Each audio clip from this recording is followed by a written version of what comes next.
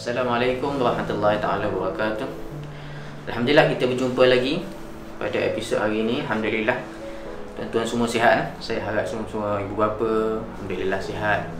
Doalah untuk saya dan ahli keluarga saya semua sihat, dan kita doalah juga kepada umat yang ada di Malaysia kita ni, sahabat-sahabat kita, kawan-kawan kita semua agak sihat di dalam rahmat Allah Taala, dan kita doalah mudah-mudahan kita semua dijauhi daripada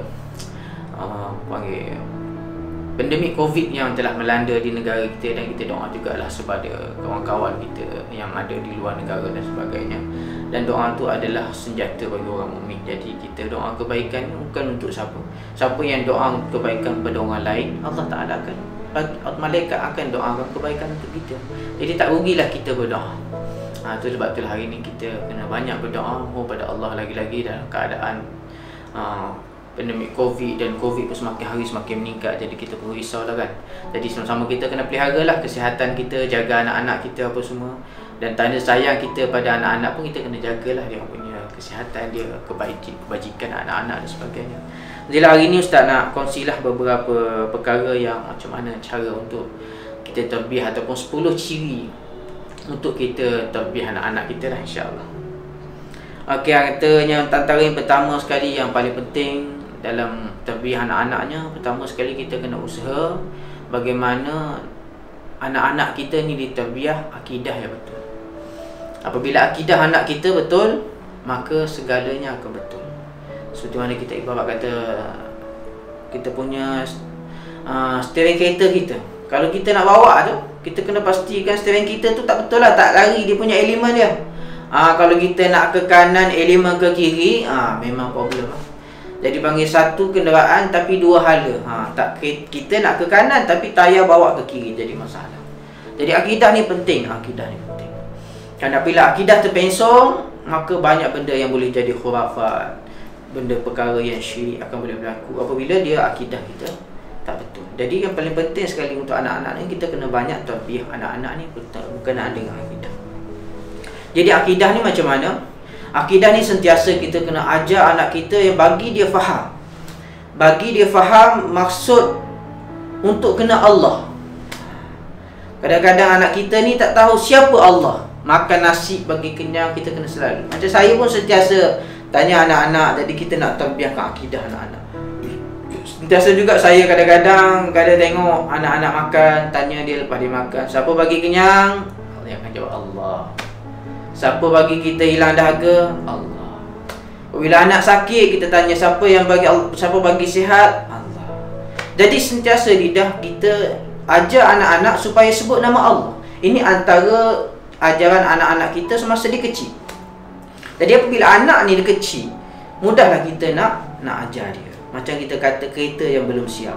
Kereta yang belum siap, kalau kita masukkan barang-barang semua dalam kereta tu betul dengan cara yang betul, maka dia akan jadi kereta lah. Tapi kalau masuknya tak betul, jalan sekejap habis runtuh semua.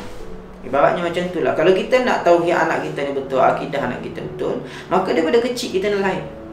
Kalau boleh anak lagi macam baby, saya ada baby kan, baby umur baru 6 bulan. Jadi sentiasa kita ajar dia sebut nama Allah. Biar dia tak boleh sebut, tapi biasakan dia dengar. Kita nak kalau boleh ucapan, perkataan yang keluar daripada mulut dia tu, yang pertama adalah Allah. Bagi dia kena Allah. Jadi ajar anak-anak. Ni tarbiyah ni, akidah ni bukannya buka buku, mana anak kita nak reti. Anak kita umur 4 tahun, 5 tahun, mana nak reti. Kita nak ajar akidah macam tu, tapi sentiasa lah. Kalau boleh, kalau kita ada adik yang anak pertama kan, atau kita ada adik dia yang kedua, kalau boleh, kalau adik yang kedua nak tidur, biar dia yang tolong dodoikan adik dia tu dengan ucapan La ilaha illallah. Macam tu. Jadi saya pun ajar anak-anak macam tu. Kadang-kadang saya ada 4 orang anak, jadi saya minta anak yang sulung tadi, bila adik yang kecil nangis, saya minta dia dodoi.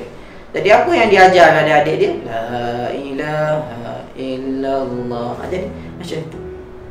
Jadi cara untuk sampaikan akidah tu banyak. Satu orang dulu-dulu sentiasa hanya dalam buah aja jadi benda ni kita belajar daripada ibu bapa kita yang dulu-dulu. Jadi dia bukanlah benda tu jadi adat. Cuma hanya orang dulu ni dia bijak. dia nak ajar anak kita terus sebut Allah ataupun nak meyakini bahawa Tuhan tu adalah Allah, maka dia memang budak tak faham. Tapi kita ajar melalui cara bercakap. Itu antara perkara yang perlu kita usaha kepada anak-anak kita lah, insya-Allah. Yang keduanya, kita cuba usaha terbiahkan anak-anak kita supaya anak-anak kita ni melakukan amal-amal yang soleh. Kadang-kadang budak ni dia tak reti. Kadang-kadang kita suruh sebut la ilaha illallah tapi dia tak pandai pun menulis sebab dia masih kecil. Tapi benda tu kita kena latih. Contoh kita kena latih dia baca Quran, sebut Al-Quran. Kadang-kadang dia tak kenal pun alif bata, tapi kita latih dengan mulut. Adik anak kita dah tak reti tengok huruf pun tak pandai, kita ajar. Jadi kehidupan kita ni ada dua perkara yang saya nak kongsikan pada hari ni. Pertama sekali adalah akidah. Dengan ucapan kita ajar dia, dengan perbuatan kita ajar dia. Yang keduanya amalan. Amalan yang sesuai dengan budak lah kan. Amalan yang sesuai dengan budak. Macam mana supaya budak tu ditarbiahkan dengan amalan. Contohnya nak tidur, suruh baca doa tidur. Nak makan, suruh baca doa makan. Kadang-kadang kita kena ajar juga anak baca benda untuk melindungi diri dia daripada gangguan-gangguan makhluk halus. Macam anak saya, alhamdulillah, setiap kali sebelum tidur, saya minta dia orang baca ayat kursi. Jadi dia orang tak pandai mula-mula, tapi bila kita ajar, ibu bapa tu kena duduk bersama dan baca ayat kursi, dan anak-anak tu minta dia ikut. Sehingga sekarang anak saya walaupun umur 4 tahun, 5 tahun, dia boleh baca sendiri dah sebelum tidur ayat kursi. Jadi benda ni kena latih. Baca 3 kul. Jadi benda ni perlu latihan lah. Kalau jadi kita muzakarah ni sangat santai-santai supaya kita nak tahu apa perkara yang perlu kita buat untuk anak-anak kita. InsyaAllah kita ada 10 ciri yang kita nak berbincang. Setakat ni saya sampaikan 2 dulu. InsyaAllah nanti kita sambung lagi pada episod yang akan datang, insyaAllah. Wabillahi taufiq wal hidayah. Assalamualaikum warahmatullahi taala wabarakatuh. Jumpa lagi, insyaAllah.